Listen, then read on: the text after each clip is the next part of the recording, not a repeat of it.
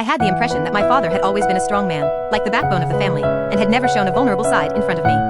Until that year, my grandfather suddenly became seriously ill and was hospitalized.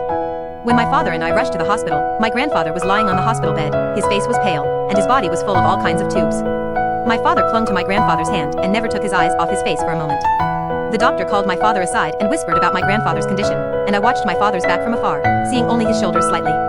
When my father returned to the hospital room, I saw his eyes reddening and tears welling up in his eyes. At that moment, I was shocked that my father could be so vulnerable. He sat by his grandfather's bedside and softly called out to him with a choked voice he had never heard before. Watching my father cry, I suddenly realized that even the strongest people have soft places.